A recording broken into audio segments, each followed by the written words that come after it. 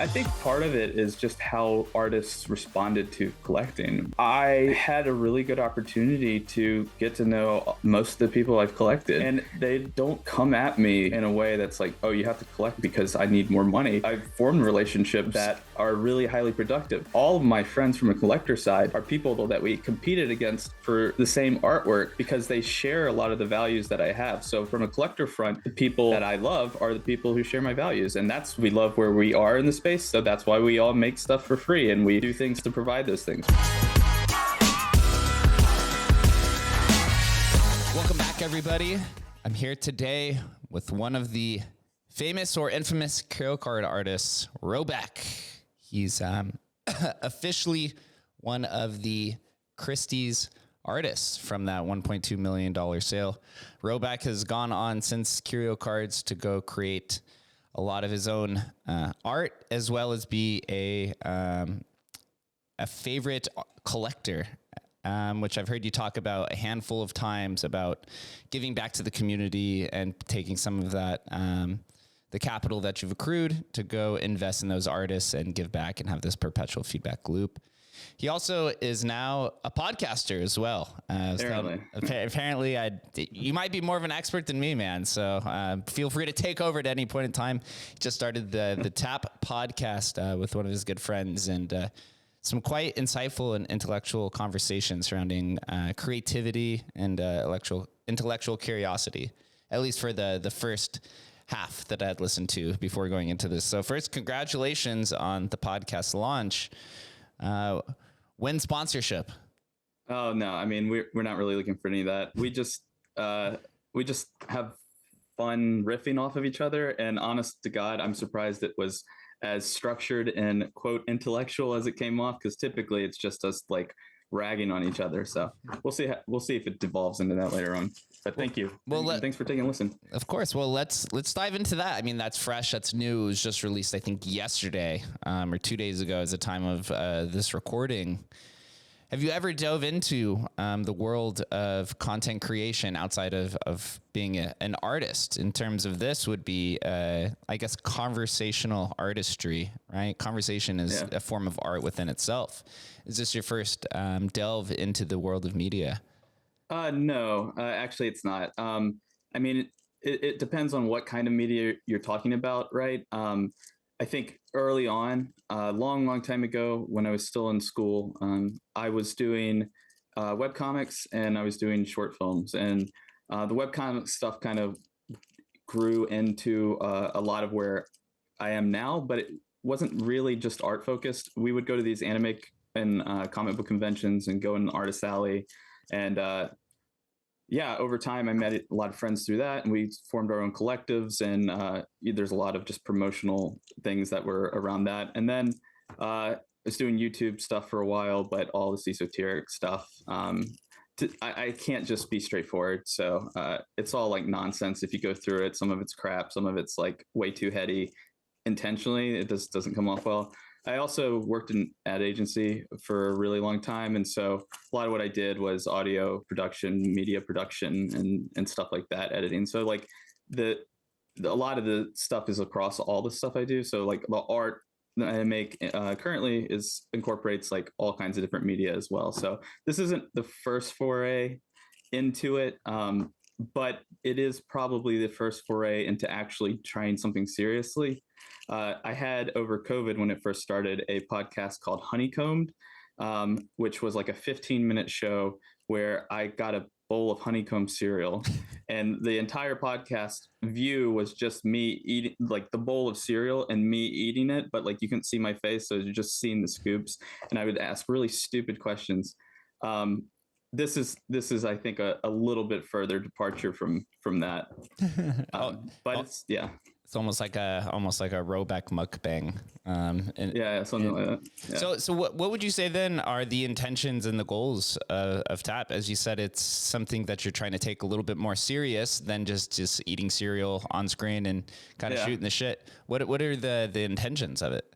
Well, I think the guy who's doing it with me, his name's Draper, one of the many Drapers in Web3.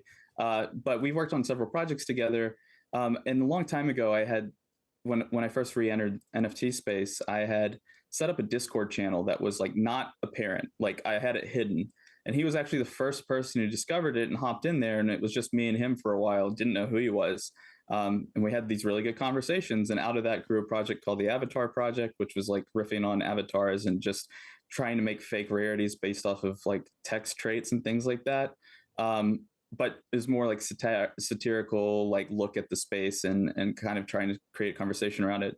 And as part of that, we would do these streams each time we would drop new ones, and like it was just good dynamic. I think the goal for this is I write a lot about either technology or about NFTs or like where I see this stuff going, but it takes me a long time to do that depending on what it is.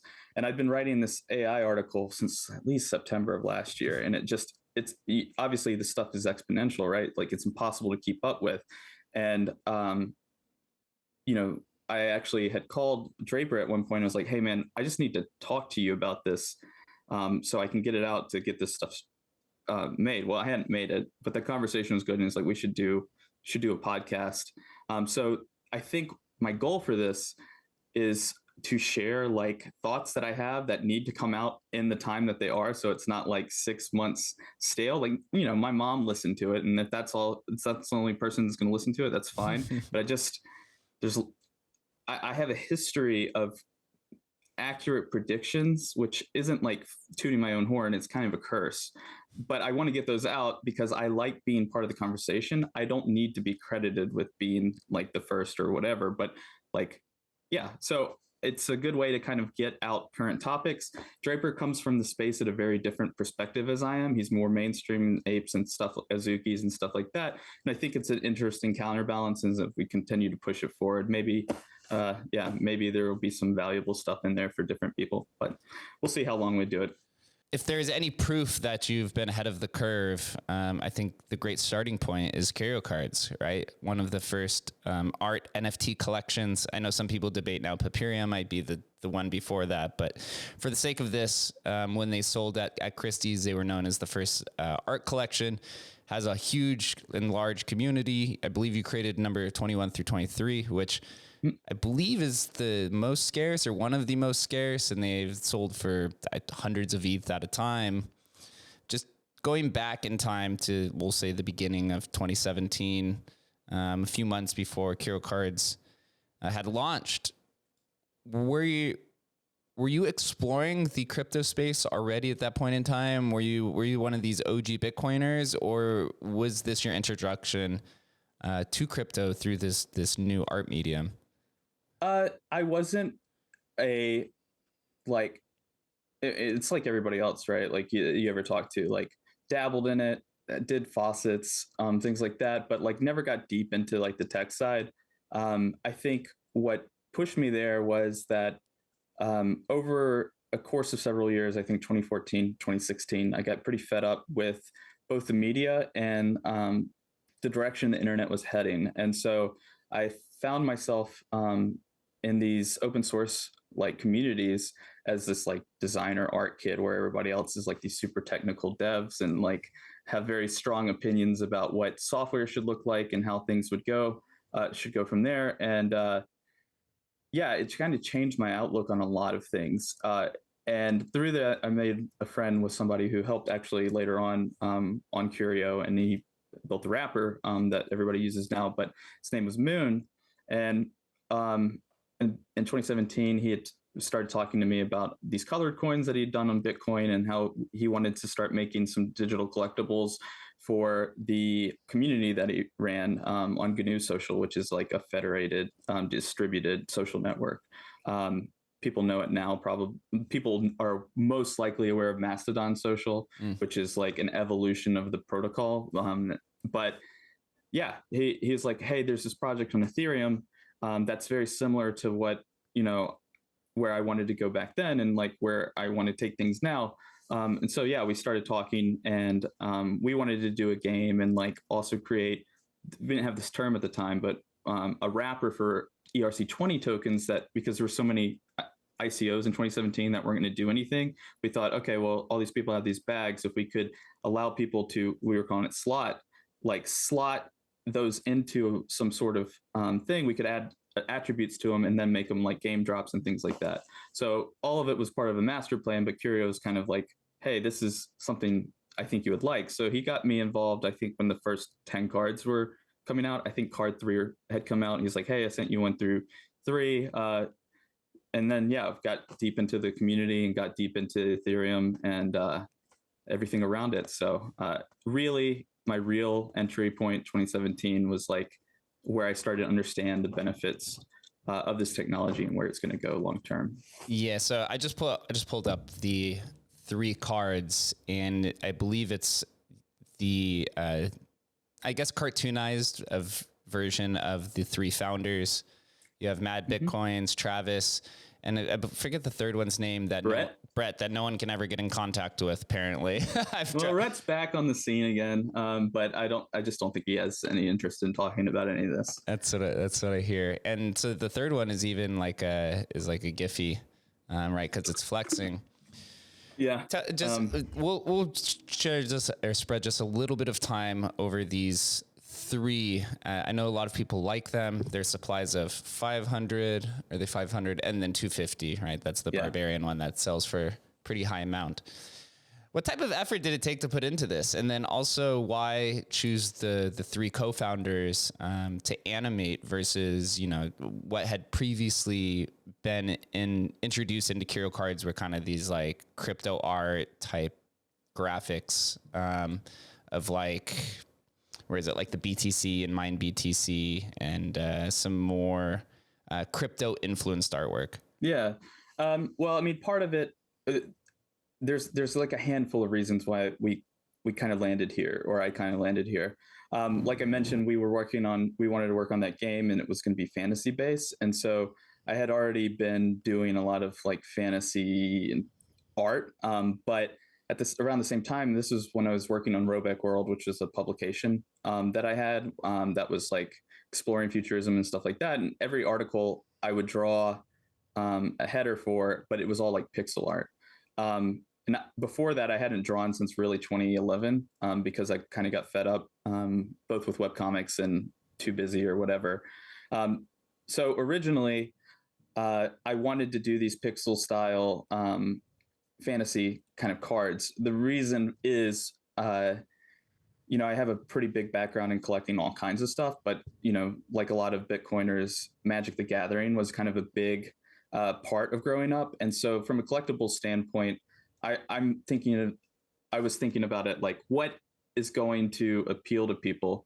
Or like, how do we go about this in a way that is collectible? So I had made some fantasy cards, pixel art style. I had stuff I wanted to overlay over them, like holographics, animation, and stuff like that. But it was too complex for them to dev out. So this is why 123, obviously, you see it animated. But it's only 2 frames because that's what they gave me. But this was also the first time we were able to set our card amounts. So I was like, okay, well, I want 2 that's going to have a higher supply, and then the one that's animated is going to have a lower one. Now the effort put into this it's kind of funny because these are not things. If I went through my entire portfolio work, these cards are not what I would say, Christie's, this is what you need to, this is the highlight of my career. I was actually experimenting around this time as I was moving away from pixel art with this open source tool called Krita, which is very funny because I hate NFTs and they made it a big deal, but like at the time they didn't know what any of this stuff was. And so a lot of this was just loose brush strokes and stuff very quickly. It was not the same process I did. But I wanted to keep it fantasy because I think that would appeal to collectors, but I also wanted to keep it kind of like the lore of Curio, or like bring in some elements that, they had some Mad Bitcoins ones before, right? But there was no Travis one, there was no Rhett one. So I wanted to tie it back in, and I don't know, just thinking about it from an old school physical collectibles thing, like what would make it appealing. And then these are the first cards that sold out of the entire collection. One guy bought a majority of the supply. We don't know who it is, and he hasn't touched them since then. And I think that contributes to the part of the reason why these are so hard. There's like 55 maybe circulating, where the rest of them are all stuck in that dude's wallet. So yeah. Yeah, I believe so. When I went down, I've talked with Daniel. I know his are also very low supply, 1-on-1, and then Yeah. Max also has some low supply ones with the I lower. started the meta. You know how it goes. It's always how it starts. That's how crypto is. So as you mentioned, you go through your portfolio, and these Curio cards aren't exactly how you would highlight your career. Although crypto kind of tends to think differently and acts and assigns value where they want to, and whether you, whether you want to discredit it or not, you can't. How do you kind of move past this as a person, and as a brand? And I've asked this to some of the other Curio card artists as well. It's for those who are trying to do other things. We'll use kind of like artists, like musical artists, for example, those like one hit wonders that happen, and then they try to go do something else, and they can never kind of move past that one hit wonder, but they want to go be a different person. Have you experienced this at all? And then kind of how do you kind of attack that situation of being Robek, the artist, versus Robek, the Curio card artist? Oh, well, I don't, I don't feel like that's kind of something for me, right? I've nothing I've ever done is for the pursuit of like fame or like notoriety. It's usually because I'm interested in that thing. So Curio was something I like. I think it's part of like ADHD too, right? You like hyper focus on something for 3 months and then move on to the next thing. So keep it fresh. Curio is like one of these things that I'm super interested in. And I thought it was really cool. So that's why I wanted to get involved. But like other things, like afterwards, I don't actually think a majority of the people in the space even know I'm involved with Curio. Like this historical folks do, but it's not like an impression that other people have. Most people were introduced to me through like collecting stuff, and I think that's given me some opportunity here because it's not like the Curio stuff is cool, people collect that, but through collecting I was able to meet a lot of artists. Those artists inspired me. I've pushed my style more. I've written about the space. I've gotten involved in different areas, and so um, I don't feel like, oh, this is the one path I have to take. I've worked professionally in blockchain as well, so it's I. I'm not relying on this as like my sole source of income, and I don't have to be the best, and I can afford to kind of like I don't know, man. Back in the day when I was writing, my whole goal was just to get people to think about, okay, maybe social networking isn't good. Maybe the media doesn't have the best interest. This is maybe consider doing things like free culture licenses and like how are we going to share culture instead of like keep it centralized and stuff like that. My goal has always been to maybe like make people start a conversation around this stuff. So I do feel like a lot of what I do kind of does that. So I don't know if Cura had never even been rediscovered. I'm thankful that Curio was rediscovered because all the stuff that I had been doing up until this point, nobody saw. Suddenly, the stuff that I'm doing, it hasn't shifted. I'm still writing very similarly. I'm putting that stuff out, but now there's like people who can see it, and those conversations can actually start. So I am thankful from there because whether people know me from Curio or collecting, Curio provided me the opportunity to collect.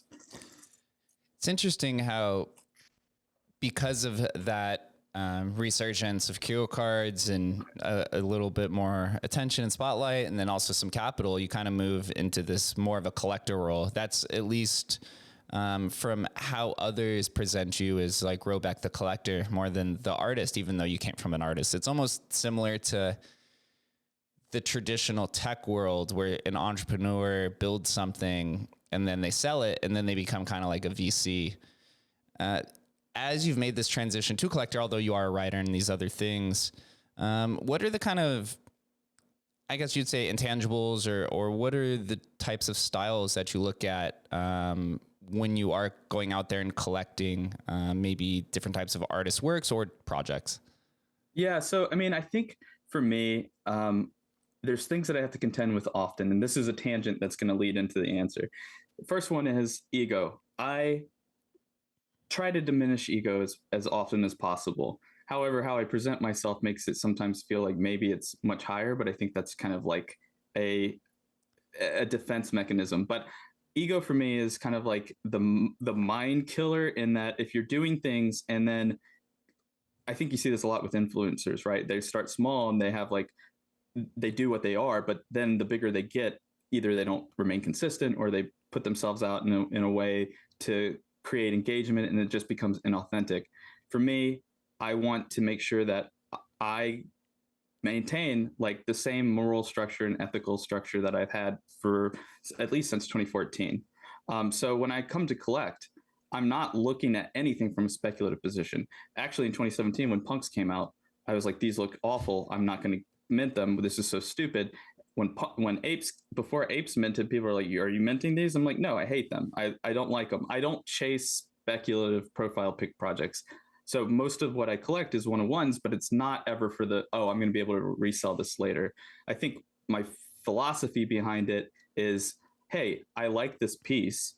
If I can support them, they'll make more pieces like this. And then how much more like will they grow their style and like things like that? And that's what I really like to do. So early on when I first started collecting, I didn't even realize that there was like this entire world of artists that are just like looking for people to buy art. I started getting like tons of DMs, tons of like comments, tons of followers, and I was like, what's happening? Because all I did was I went to Foundation, I started scrolling the feed back when they had like chrono feed, and I was like, oh, I like this piece, oh, I like this piece, and I just started bidding. Where I've fallen into my primary niche is like anime art, but I also collect like surrealism, trash art, like glitch, across the board. I'm not like stuck in anime, but that's where a lot of people see me participate the most. So it sounds like you're kind of focused on the really like digitally native kind of artwork that's anime started. Is that, well, I mean, kind of like illustration, and then glitch art and trash art is crypto native, crypto native art. And then some of the psychedelic kind of properties too. I just had Max Osiris on talking about that type of different artwork as well. Is that where you think this art movement is moving to, in this more like art in general, and artists are moving to a digital world? And so we're going to start seeing these different types of mediums that were kind of born on the internet, finally get the attention that they deserve? Or do you think it's because the things like glitch art and trash art have gained, I guess, attention and also very speculative bets, is because of its association with crypto and this kind of idea that, hey, I can buy this art, this type of glitch art or this new medium, and then maybe flip it a year from now for 100x. Yeah, it's not anything like that. Like, again, I don't collect anything because for like a speculative reason. I collect it because I like it. I find that I collect a lot of work that has inspired me. So like artwork that I've done since, you can see like where I pulled in elements of everything. Like my I think for the past year and a half, I have anime base with glitch overlay with these old things over here. Like I've watched people like Max Capacity or Danya or, use like, or Cake the Curse, use like physical, old school tech to like modify their things and then, do it. So I have like CRTs and Windows 98 stuff and things like that. And then I have some of the abstraction, some of the surrealism that's in my work as well. So I don't think that I'm buying anything to speculate, though there are artists that I've got very early that have become much larger artists in the space. I think from the, to answer your question, which was, do I do it because I think everything's going digital? No, not necessarily. Again, it's because I like it, but I do agree kind of with the point that, well, on one half, I think that where we will head, and you might have heard a little bit this in TAP, is like, if you have an infinite, unlimited potential to create anything, like in like a digital space, so let's say metaverse, even though I hate saying it, like it makes sense to become more digitally native. But it isn't because I'm going in because I think that that's the case. Also, I think some of the challenge here too is like we're starting to return to like more traditional systems. There was a promise in NFTs that, one, there's not going to be middlemen, there's not going to be curator fees, there's not going to be like, you're going to be able to get perpetual royalties. So like when you are doing one-on-one art, like you have a chance, even though we're slim on the secondary sales, you just save yourself. And I think as we've seen things happen, it's starting to shift away from that promise. So yeah, I think there's still challenges and things to fix if we truly want this to be something that's more than just like token gated hoodies. And like, if the focus like isn't on the artwork, then what's kind of the point? It does lead to a very good point, and I'm starting to see this conversation circulate more often. This idea that art and memes is this new value, or this new store of value, but also a medium of exchange. We see this, kind of began with rare pepes and people taking rare pepes and using it as a barter system to trade for other things in different ecosystems. I'm starting to see this kind of idea surface within the NFT space as well, especially with this new revitalization of Bitcoin NFTs between ordinals and stamps and counterparty and all these different things. It's interesting how Bitcoin was just a store of value, and then all of a sudden the introduction of a new protocol in NFTs has sparked this new revitalization, this new movement of development for different types of things. And so now there's more conversations of saying like, hey, you know, cryptocurrencies are cool, right? The idea of a digital fiat or digital fungibility, depending on the blockchain, is kind of almost this like past system. Yes, we've used that traditionally for the last few hundred years in the real world as a medium of exchange. But maybe moving forward now, because of all of this interest in digitally native content being created, NFTs might be, and the definition of NFT being just a very kind of generalized idea of digital art and some of these other things.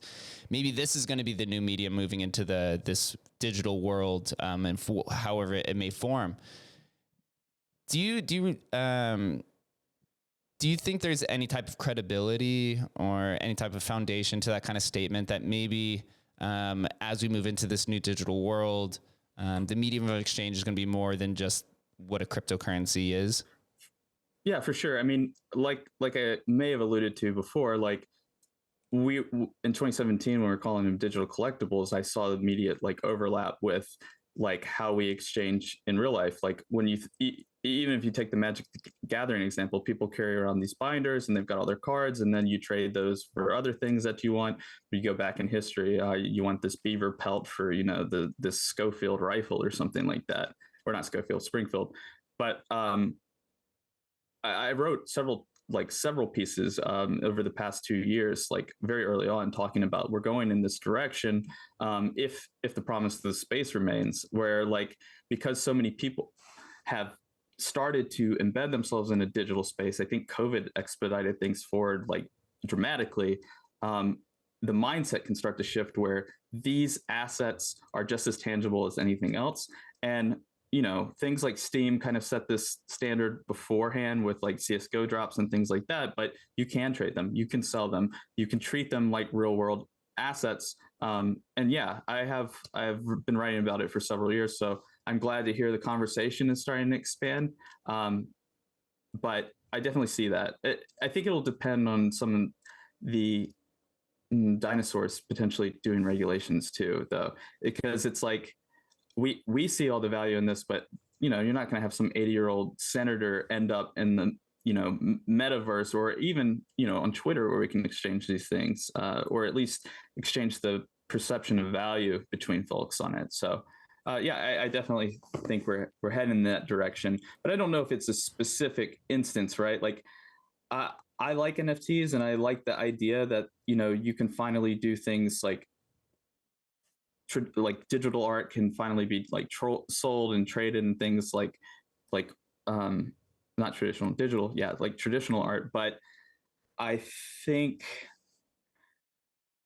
you know, a lot of it's not necessary to be NFT. Like the NFT allows us to trade these things, but like if you abstract away that element, I don't think that changes anything. If you go back to things like Second Life, you know, those aren't NFTs, but those assets all have value because one, they were created by a person. The cost is in Linden dollars. You know, those are still digital items that people trade. So you could do that before. I think the cool part about NFTs, it's just, we got to stop. The cool part about NFTs is like, you can use them across products and applications and things like that. And they don't always have to represent what they are. All this anime art, you know, like if you build a Call of Duty clone that leverages blockchain, they could all be guns or something like that. I think that's where the promise is. The stuff that stresses me out is like when you have closed metaverses, like you know, Yuga takes like buys 5 properties, and oh, you're going to be able to use your ape and your toads or whatever and your punks in this world. But I think that kind of defeats the point where you should be able to use everything that's ever been made across whatever the true metaverse street, whatever you want to call it, is. I was listening to an interesting debate the other day, and they're discussing that, you know, you could create all these different NFT protocols across all these different blockchains. You can create the variety of NFTs across all the different categories between gaming and art and domains and historical NFTs or whatever category that you want to make up. But at the end of the day, society or those who are kind of using this as a medium of exchange has to care about it. I mean, you can have, I'll use this for an example. We see a lot of Web 2 or traditional influencers or celebrities enter the crypto space or the NFT space. They create their own NFT product, and you're like, hey, you know, maybe they have millions of followers, or they're worth hundreds of millions of dollars in the real world, and they come and drop a project and nobody cares. Nobody wants to use it. Everyone is de-assigning value, right? It's almost like that person's taking a credibility hit for going in, and they're saying, yeah, we don't want this worthless NFT, even though you're worth this much money and you have this much social capital. It's just not our kind of forte.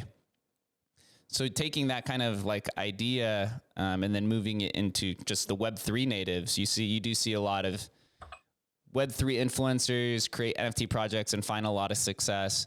You also see a lot of them also launch projects and then immediately be rejected for whatever X amount of reasons or momentum or anything like that. And as we move forward into this space, what do you think it'll take for different types of NFTs to be assigned value, or maybe be assigned as like, yes, this is an authentic way to transact value? For example, you could say like X copy, right? He's kind of like now, I wouldn't say it's certain, but I would say it's highly likely that whatever piece he puts out is going to be used as a medium of exchange from here on out. So yeah, thinking kind of a little bit abstractly, what do you think it takes for an artist to be assigned that kind of credibility, or just an NFT creator, I guess? Yeah, so this is a pretty big question that can go a lot of different ways. I've been in a lot of my writing for a long time. I've been talking about like you need to remain authentic. You can't just like expect a PFP project is going to make you rich. You also shouldn't expect that the speculative value that we've seen over the past several years is going to remain. If we want this stuff to actually be adopted, the prices can't be for everything. And I think one of the interesting things that's happening in Japan is they have, traditionally they have gacha, which is either in a app, like a game app, like on the cell phone where you can roll and get random stuff, or you go to a vending machine and you twist it and you hope you get the thing you want. They're actually adopting NFTs in a way that the rest of the space hasn't really seen, and that, okay, they're going to drop like idol cards for like $20 and you just collect it because you are an otaku and you're obsessed with whatever that franchise is. I actually think a lot of the reason people hate NFTs isn't because of the environment killing stuff. It's that they were supporting with $1 on Patreon, and suddenly they can't support an artist or feel like they're not having that opportunity because suddenly you have to spend hundreds and hundreds of dollars. I think also we have to stop looking at things like 10K, like there's more than 10K people on the planet.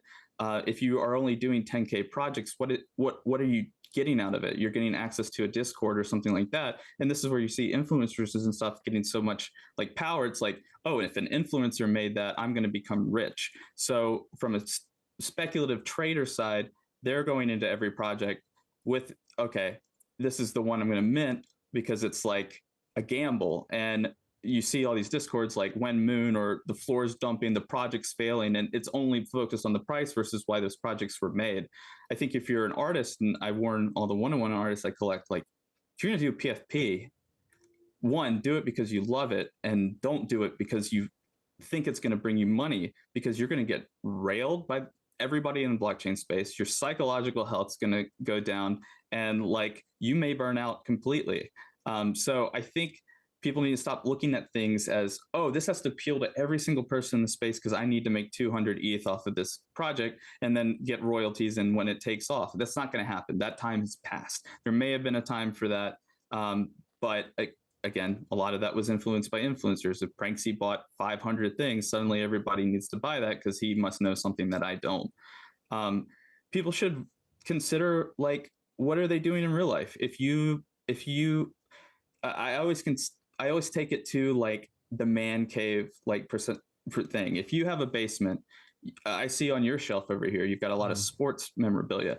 Well, you got a basement full of sports memorabilia and autographs and cards and stuff like that. That's your space. That's your niche. The same thing works with anime. If you're an otaku, you might have hug pillows or like lewd dolls or something like that. Or your room might be pink, or your streamer's room. Same thing, like RGB everywhere, or like expensive computers or things like that.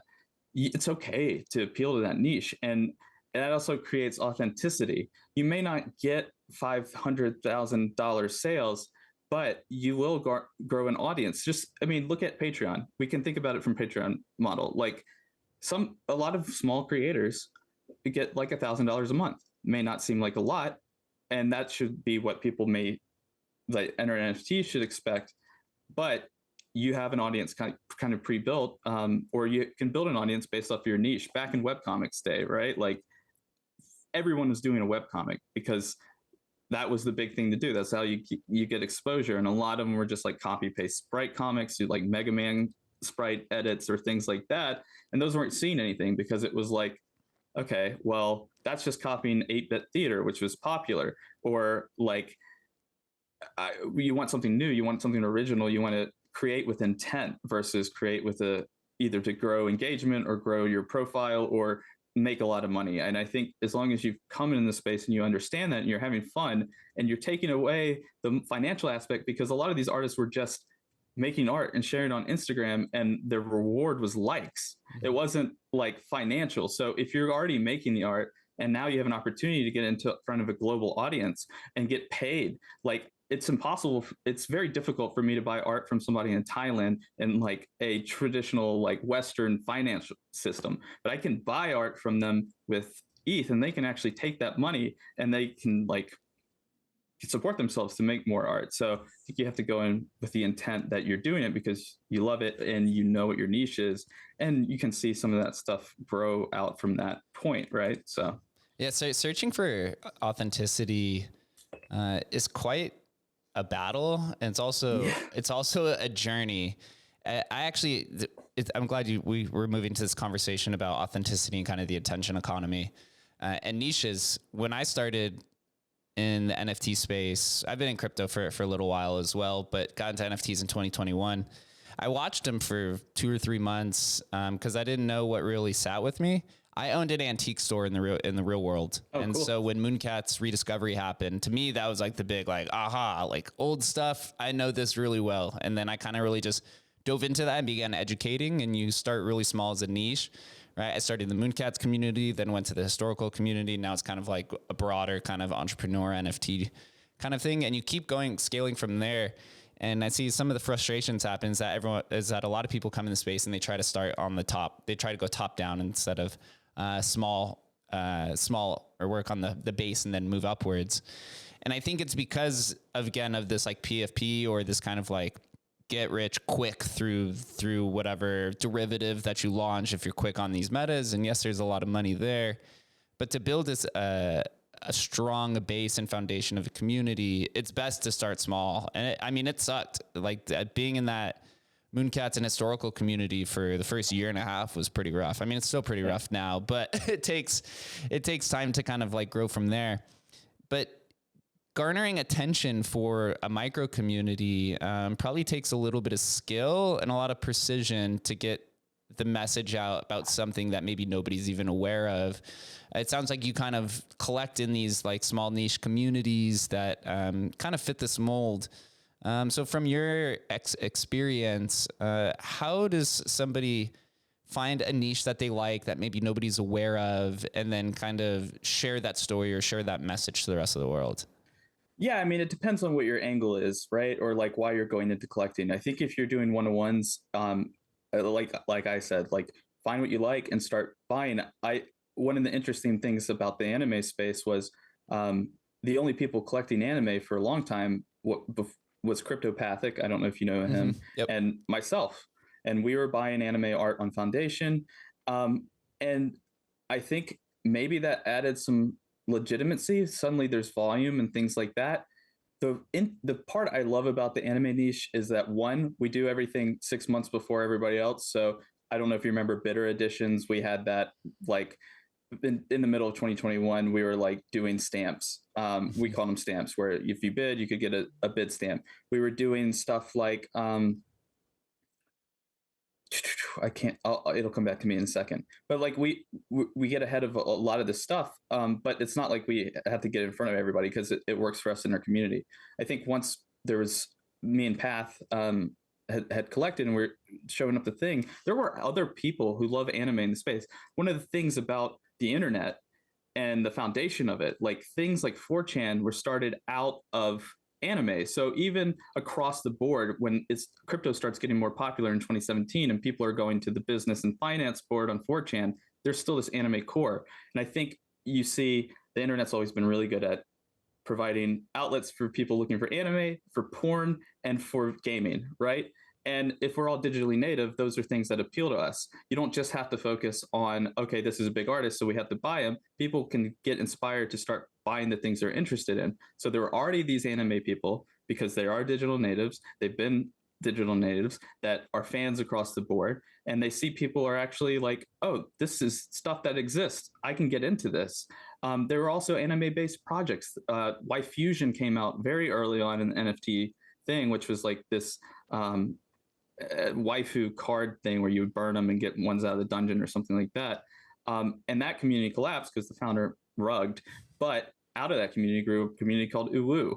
And they did their own project, and they're all anime fans. And they're like, oh shit, people are buying one-on-ones. Suddenly, everyone in anime is buying art, but because they love it. There's no like speculative guesses here. Maybe on a few artists that got bigger, like Seer Light.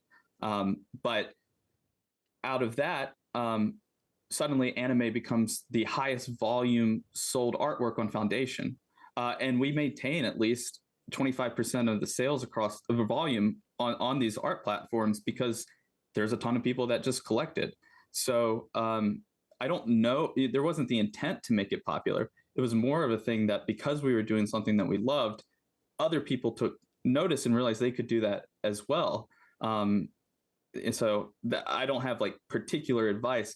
I think some of the challenge in the broader space is you have really unique like PFP projects that are made by a smaller group, and they try to build a community, and just like because of that financial trader like mindset, they just can't do it and they give up. I've seen a lot, and there's a challenge too. If you're a one-on-one artist and you're popular, and you then shift to a PFP projects, I don't believe artificial scarcity is a major issue, but or like something people should try. But you were a one-on-one artist. Now there's 10,000 pieces by you that weren't your intent because you have it's generative. It's not like somebody wants a dildo hat and like a cigarette in a generative output. All those pieces are there, but like what you're getting isn't what your art was. And you have diluted your supply. You may have burned a bunch of collectors. Your perceived value could go down, when if you had just stuck with the thing that people liked you for, you would be able to continue to grow in the space. I've seen a lot of one-on-one artists start with nothing, no followers, suddenly making a ton more money. And I think this works across the board for all these different niches. I'm not going to be the person that saves glitch art. I collect it, but there's already advocates out there. There's already people. I had to eventually pick a specific niche of people that resonate with me. And yeah, we create educational guides. We provide scholarships to artists who want to take a risk to enter the space. We try to support people where they need to, help against scammers, help against copycats. And so if you dedicate that time and energy to doing those things to enhance your experience, it's not any different than like you see a software company creating blogs to drive SEO to get people to use their product. It's kind of a similar thing. You create educational resources, people will come use them and meet other people in sub niche communities and things like that. So I think, yeah, that's kind of my thought there.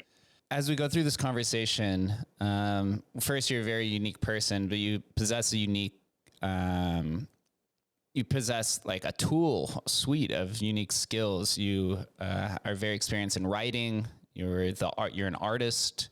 You've discussed for many times throughout different internet communities this idea that, you know, the media doesn't have our best interest in the financial system and some of these ideas. And now you're a collector as well. So you're kind of attacking it from many different directions. I want to dive a little bit into, as we kind of close this out a little bit, this like symbiotic relationship between the artists and the collectors and then the rest of the community.